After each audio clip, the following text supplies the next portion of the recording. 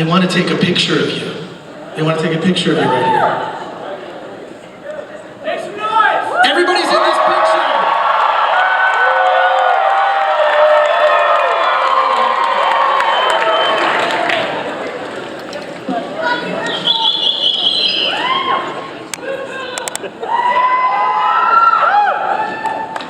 I'm sure you're all excited here. Let's line up for the questions.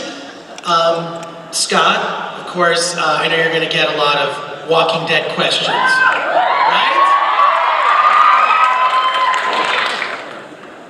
And everyone I know that's worked on Walking Dead always talks about how hot it is to work in Atlanta.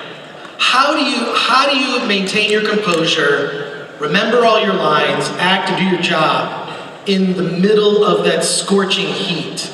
That's a skill. Well, I grew up in that area, really. I left Georgia when I was 19 and hitchhiked to California. But it brought back memories of when I was a child. It gets very hot, very humid, and the bugs are big. So it's a lot of work but I think you acclimate to it like you do most things. You get used to it. And while I was there, I got to see people that I knew when I was like 4 or 5 years old, which was kind of interesting too. And having seen so much about what the other actors have said about the show, working on that show was definitely like being part of a family. Well, it is. I mean, we're still, though I'm no longer on the show, but I'm still friends with the cast and the crew. It was a great experience for everyone on the show, really. I think that shows, it translates, I think. Were you familiar with the comic book before you were cast? You know, I wasn't, and I didn't want to read it because I understood that it wasn't going to exactly follow the comic book, and I didn't want to read something and say, I prefer this, I thought it would be best for me not to do that. And in your wildest dreams, did you imagine that your character would become so popular, you really outlived the character in the comic? Your character went further in the series than in the comic. Well, I don't think anyone could have anticipated the show being what it became and what it is now. But when you hear names like Frank Darabont and Gail Ann Hurd, you know that show has a chance of being something special. So you're immediately interested. And of course, Kirkman's books had a huge built-in fan base. So, I think the show ultimately expanded that fan base. So it's kind of like catching lightning in a jug, even though you have that pedigree, even though you have those people that I just mentioned, and other people. Greg Nicotero with his zombies. What a great job he's done. So. And could you imagine also, you've had a long storied career, having begun in Cold Blood in the 1960s, and then also on CSI, right? But this has, look at all these people here on an afternoon here to meet you and talk about Walking Dead and everything else. It's got to be crazy, this fandom. What's it like dealing with Walking Dead fans? Oh, I think it's great. They're great fans. Really fantastic fans. Let me add, do you like my socks?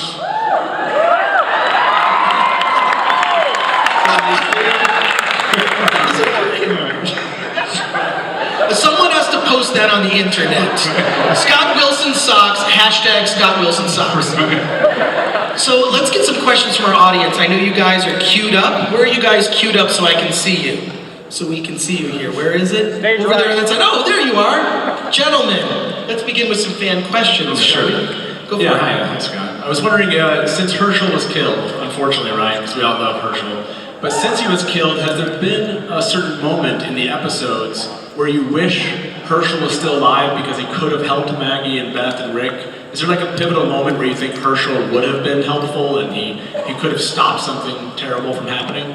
I think he would have been helpful all the way through.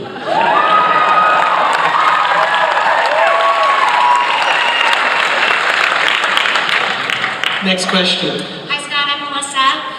I was rewatching The Heartbreak Kid the other day, and I just wanted to know if anyone ever got you a license plate that said "View." No, they didn't. That was fun to work on too. Hi Scott. I'm wondering if Hershel had lived longer, how do you think he would have reacted to Beth's death? Oh, it would have been bad. It would have been a bad day. As bad as it is, it was bad.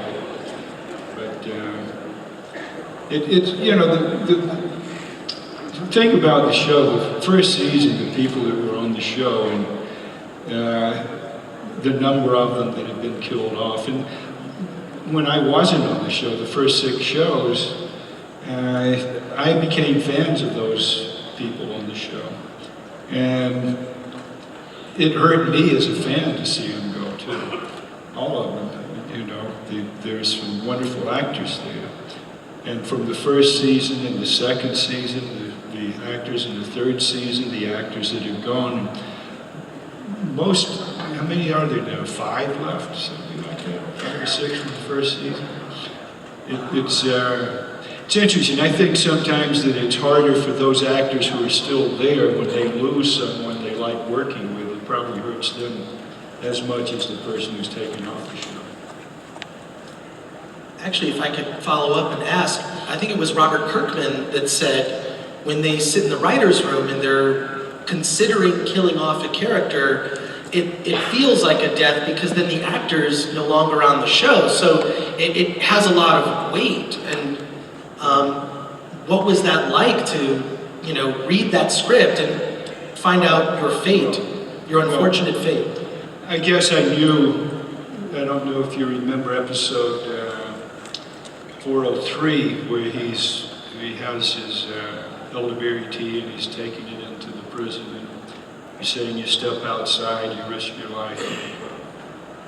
Blah, blah, blah. That whole speech, I read that and I said, I don't think he's going to last long. And then when 405 came along, where he went into the prison and tried to save everyone,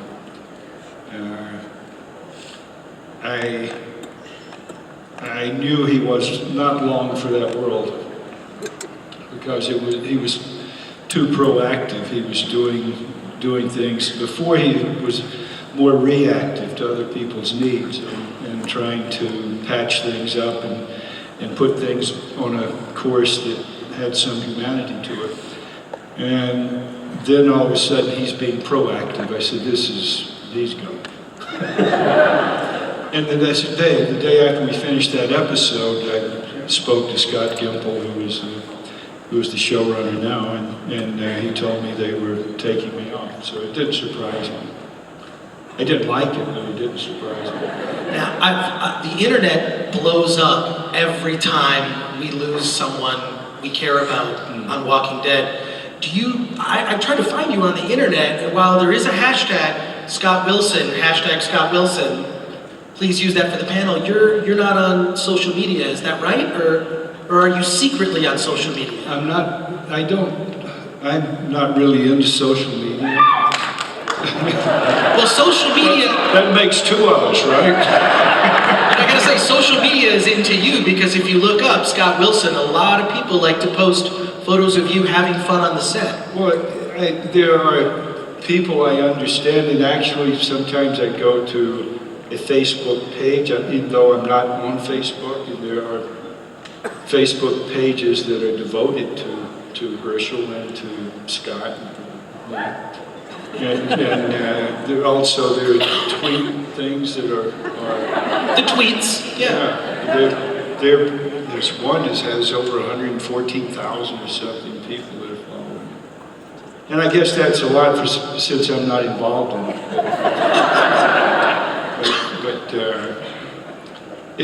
I realized the value of it nowadays. I mean, it's a way of communicating.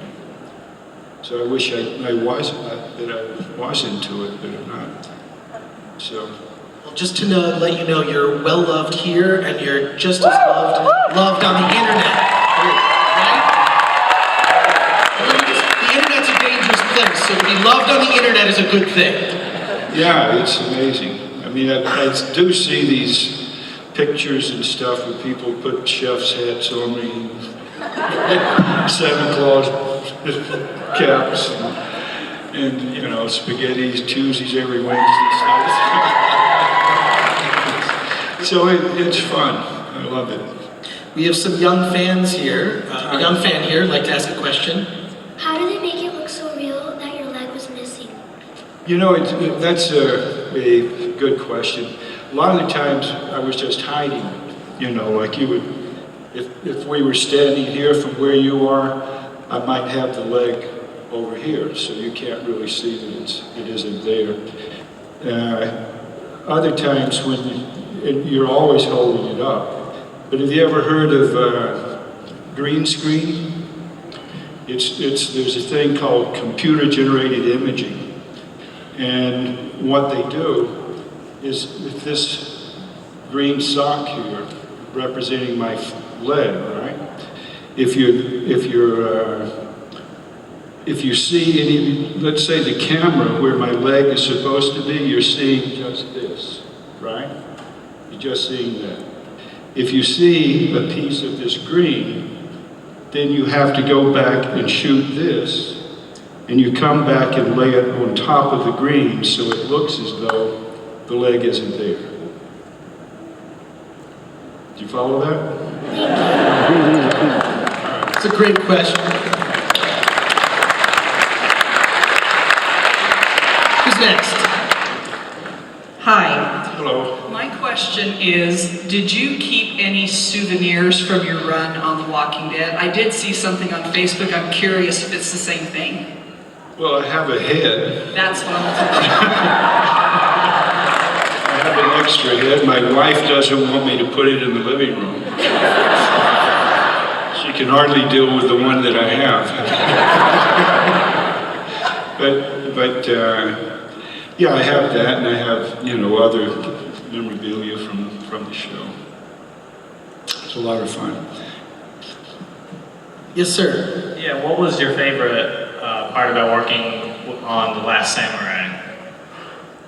That was a fun show to work on too. It was really, it was a couple of scenes, but they were fun.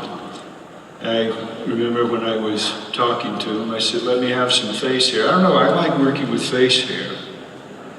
But I had the mutton chops and the mustache, and I shaved my head, and I think my hair never grew back fully. But it was a lot of fun working on that show. Yes. Oh, hi.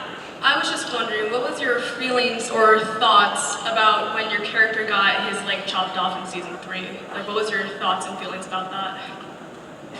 It was a very, that was an energy-packed day, because you don't shoot it just once. You know, you're the zombie or the walker biting into the leg, and then them picking Hershel up and running him down the hallway and crashing into the cafeteria. And it was take after take after take, and all the actors involved in that scene just kept bringing energy and more energy and more energy. They were totally dedicated to making it credible and believable. And you know, it was really I appreciated the work that the actors and the crew put into that day, because it would have been easy to lose that energy level, but they didn't. Go ahead. I love all of your work and have been following it for more decades than I'd like to mention. But I think my favorite role is in Cold Blood. Can you tell us a little bit about the experience of working on that film? For those of you who may not know In Cold Blood, does anyone know it? Well, it was based on a true happening, a true event. Back in the 50s, there's two guys, Dick Hickok and Perry Smith, went out and killed a family of 4. And Truman Capote ended up writing a book about it. And then Richard Brooks ended up making a film about it. And it was a kind of had a documentary type feel to it. And it was a very well made film. I've been fortunate to work with some good people throughout my career. And that is one of them. But my thinking was at the time, and basically it still is, I wish the film had never been made. I wish the book had never been written. And I wish that the event had never taken place.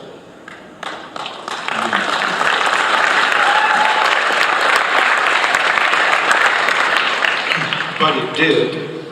And seeing as how it did happen, I think the way Capote treated it and the way Brooks treated it, they treated it in a non-exploitive manner to show just how horrible something like that can be. So, everything considered, I'm kind of proud to have been a part of it.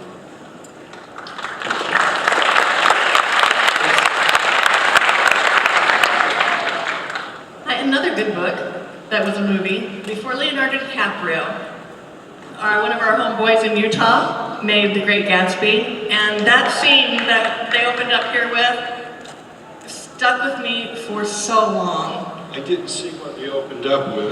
The scene where Wilson kills, and I forgive you for killing Robert Redford because he was my pinup boy, where Wilson kills Gatsby and then turns the gun on himself. Thinking that Gatsby was responsible for his wife's death. I think that's what he was thinking at that time. Another great book, though, of Scott Fitzgerald's The Great Gatsby. Hi, Scott. Hi. Thank you so much for being here. Hershel's one of my favorite characters on The Walking Dead. Cool. My question is, how do you think you would fare in a zombie apocalypse, and what would be your weapon of choice? Good question. Well, I found out that crutches don't work that well. Maybe the katana is a good idea, but I would want to be with that same group because I think you should have a better chance of surviving with them than you would anywhere else. Can I follow up and ask, have you continued to watch the show? I binge watch it. I'm not able to follow it week to week, but then I'll catch up and binge watch the show. How many of you binge watch it?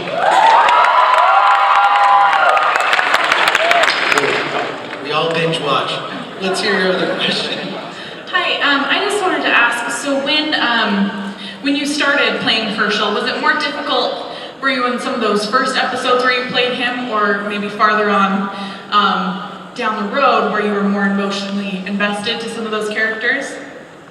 Well, it was interesting right from the beginning. I mean, you were on his farm. He had a less of an understanding of what the apocalypse was about, and he was of the opinion that you could come back from that. And there's a wonderful scene, if I remember correctly, that Hershel and Rick had on the front porch where he was talking about the Black Plague and polio and HIV and other disasters that have hit mankind. I think he had a line something like, we get our butts kicked for a while, but then we come back. So it was kind of, he was talking about mankind there. I really enjoyed playing Hershel. We enjoyed watching it. Your question, sir? Hello, Scott. My name is Sheldon. My question is, what was your initial reaction when you first read your part for Walking Dead? Well, I mentioned earlier that when you hear names like Frank Darabont and Gail Ann Hurd, that you're going to pay attention. And I asked if there were any scripts that I could read, and ultimately they sent me 8 scripts to look at. And I was at my mom, who is now 101 years old. At the time, I think she was 97, and I was reading the scripts, and she says, "Scott, can I read the scripts?" I said, "Mom, who's going to stop you?" You wouldn't cross her. And she read the scripts, and she said, "Scott, you have to do this." So that's, And then I would look at the first season. And again, she says, "Scott, you really have to do this." So she was a fan of the show. Is a fan of the show still. But when I read the scripts, and I'd seen the first 6 episodes, I said, this is fun. I'd love to be a part of it. And I'm glad that I was. Your mom sounds really cute. She is. Go ahead. Hello, my name is Adam Barbank. How would you inspire a young actor to become more involved? Well, I wish that they had blueprints, that there was a follow the footsteps, and there's a way to go to become a working actor. Unfortunately, there isn't, and also maybe it's fortunate that there isn't, because you have to find your own way. You have to, and from my point of view, I got involved with acting groups. We did plays, we did workshops. In my first time in acting class, I got drunk and ended up in an acting class. And the teacher said, "I don't know what your problem is, don't come back to my class drunk." So I went back the next week. I apologized. I said, "I didn't mean to step on your toes." And he gave me a monologue to do from a Eugene O'Neill one-act play called A Long Voyage Home. And I went back for some reason the next weekend and did it, and realized that's what I wanted to do. So the next 5.5 years, I was involved with different acting groups, doing plays, doing workshops, studying acting, but literally every single day, I was involved with something related to acting. Every day. And then I got my first film interview, which was In the Heat of the Night. And I got the role, and it won 4 Academy Awards, and it was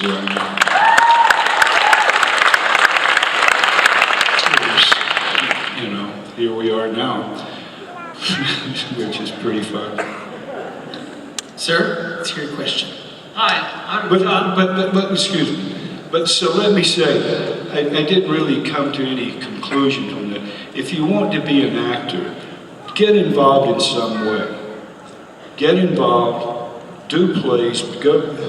I tried to get at an actor's workshop in San Francisco once, because I heard they did good work there. I wasn't unsuccessful in getting in, but I went back every day for about a week, and I was out of money, so I had to hike back to LA, where I knew I could get a job. But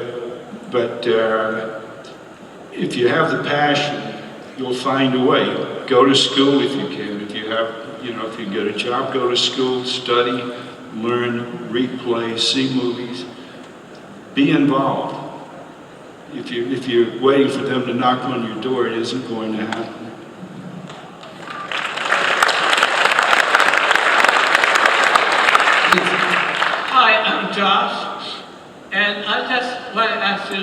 Was it fun working for CSI? It was totally fun. I loved working on that. It was fun playing Mark Helgenberger's father on that show. And I remember the first episode I was in, I was talking to Danny Cannon, who developed the show. He was the showrunner. No, he wasn't the showrunner, but he was one of the producers on it. And I said, can I call her, give her a nickname? Because I was supposed to have known her since she was a young girl. So anyway, I talked to Mark, and we came up with a nickname for her, which was Muggs. And it became part of the show. It was a lot of fun working on the show. I only did one episode a season, usually. Maybe a couple of seasons, there were 2 or 3. But it was fun. Thank you for asking.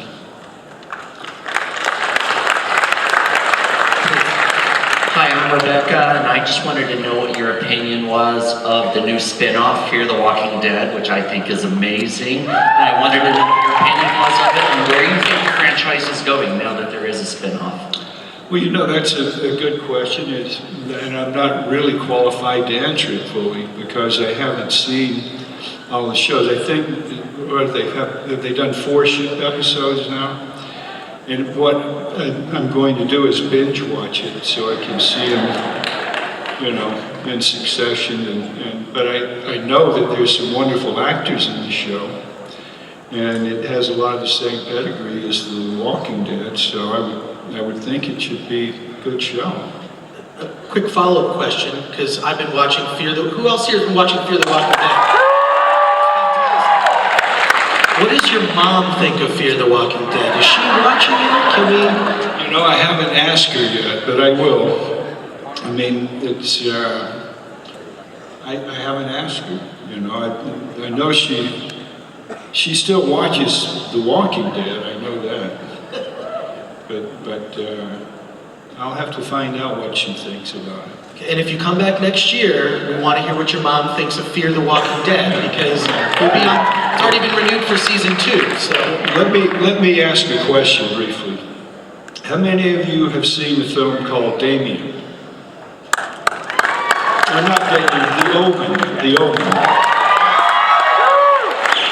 Damien was the young kid in it. I just finished a new series. We shot the first season called Damien, based on The Omen, and it'll be playing on A&E, and I think it'll be sometime around March.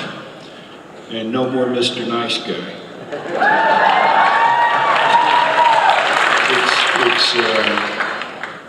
It has the same showrunner that I worked with on The Walking Dead, Glenn Mazzara.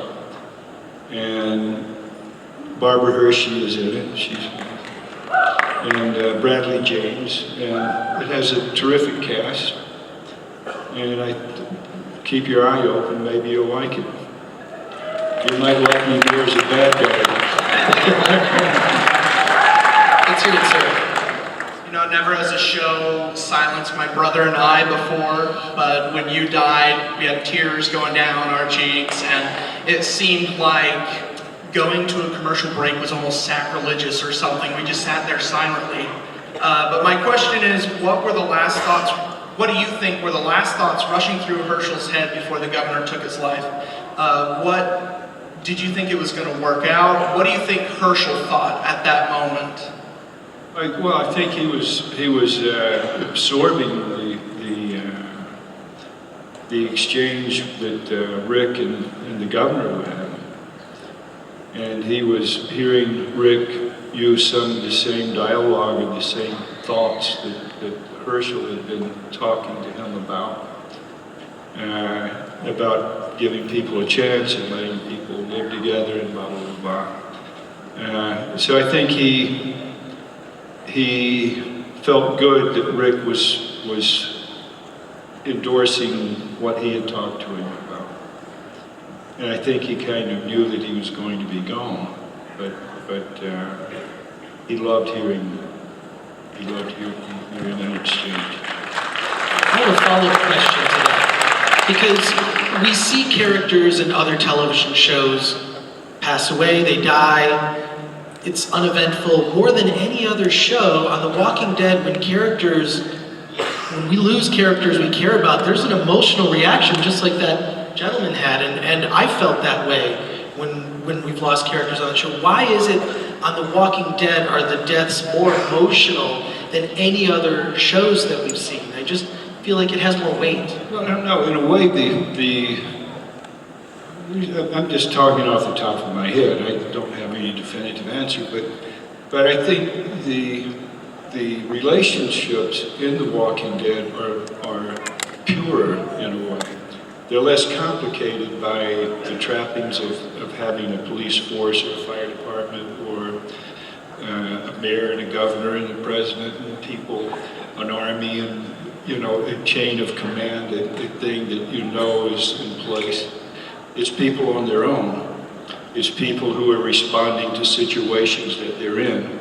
So you're more able to do what you feel you should do, if it's good or bad. So I think that was the interesting part about Hershel. He was trying to keep people focused on the more sunny side of the street, even though he was involved in shooting zombies, and he was involved in that as well. But all the relationships were raw. So maybe that has something to do with it. You got to see people reacting the way they really felt like reacting. Does that make any sense? Yes. So prior to the barn of walkers being opened, Hershel was, like was mentioned earlier, still pretty much in denial about the state of the apocalypse. And he kind of had to learn very quickly that this is a whole different plane. Was that difficult as an actor to essentially have one character that had a certain viewpoint of the world and have that completely flipped on his head? Well, that's an interesting question because it's a very episode 8 of the second season. I think that's the episode that was pivotal in the little girl came out of the barn, his wife was in the barn, and his friends, his neighbors were in the barn. And he was thinking that they could be revived, that there was a cure for them. But in that thinking, it was, and I know that a lot of the fan base didn't like Hershel at that time, really,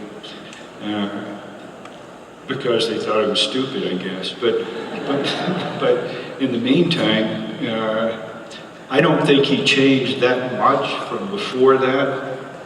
And then he realized that was not possible, and he went to town, and he got drunk, and he dealt with it, and he worked it out. And he said, in essence, his values were still the same, I think, as they were before. He always had those values. His direction may have changed. It's like, I'll give you an example. In the scene, if you remember, when they went down to the pond or lake where the walkers were stuck in the mud, and he says, "That's Sam. She works at a garage down the street," and I ended up saying, "and has a farm down the road." So the dialogue actually said, when I read it, it said she had a farm. She worked at a garage. And I said, that isn't something Hershel would say.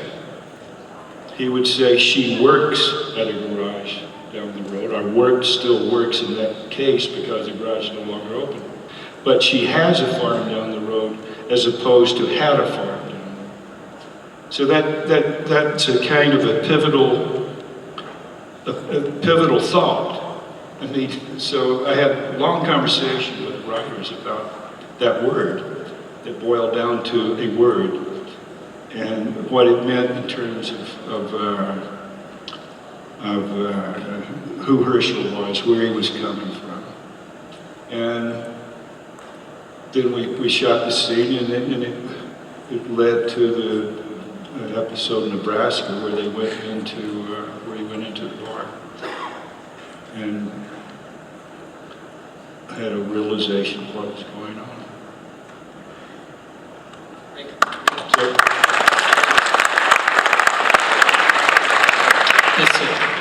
Yes, Scott. You told us you're working on the TV series Damien, which I'm gratified to know is soon to be released. Seems like a lot of fun. I also would like to know, are you working on any film projects as opposed to just TV? I tell you, I recently acquired the rights to a book that that I would love to turn into a film. It's called Thelonious Rising. If you heard of Thelonious Monk, the great jazz piano player. It's written by Judith Richards, who's a wonderful writer. If you can get a copy of that book, read it. I mean, I think it's a fun read. I think it's a good read. So yes, I have that I would like to get a movie off the ground. Will you be producing, directing? I think I would hopefully produce it or help get it produced. And I'm not really looking too much beyond that at this point in time. It's really about young kids, a couple of young kids, and it takes place in New Orleans. And it's a fun, I love the characters in the piece. I'd like to see them brought to life. Next question, sir.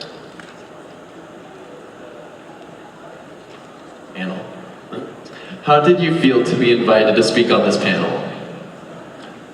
Well, it's great. You know, if you had asked me a few years ago, even 3-4 years ago, if I would be doing these shows, I would have said no. And if you ask me why, I would say, well, I just don't think it's my thing. I wouldn't have been passing judgment on it. I didn't know that, I wouldn't have thought that it was something that would be something that I would do. And after a couple of seasons on The Walking Dead, I saw a lot of the cast members going to these shows on the weekend, and they'd come back, and you could tell that they had had a good time. So I said, I'm going to check it out, see what's going on. And I went to one of them, and I loved it. I thought it was great. I loved the fans.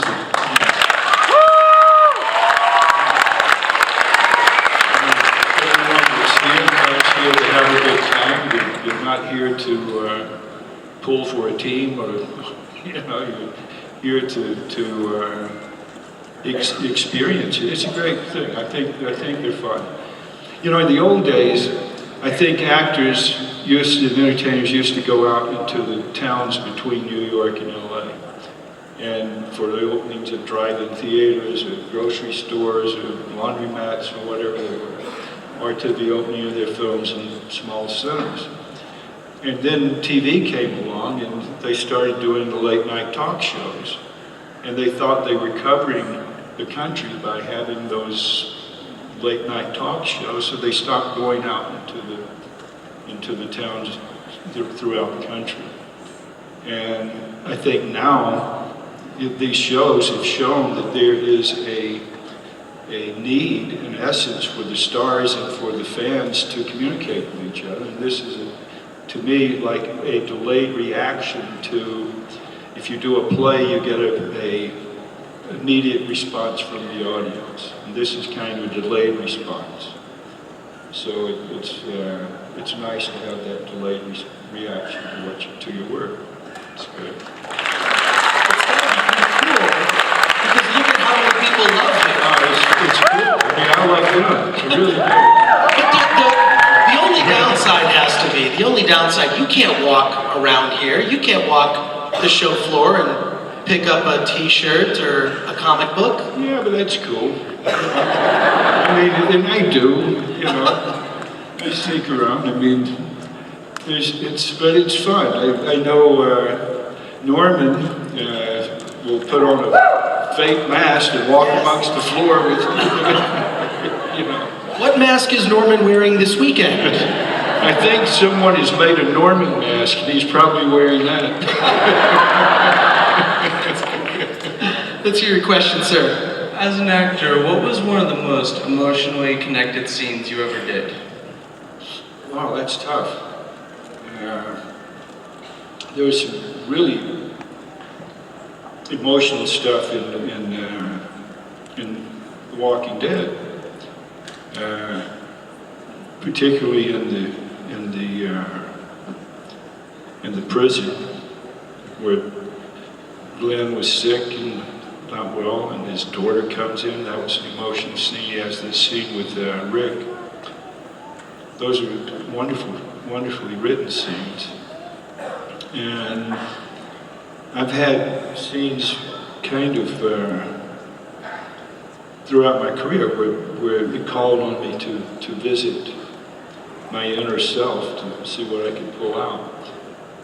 I had one scene, basically, or I think they call it two, in Monster with Charlize Theron, where I was the last victim, or maybe the first victim, because she was killing these people, but she was the victim until my character, and then it turned and she became the perpetrator as opposed to being the victim. So that was a pretty emotional scene,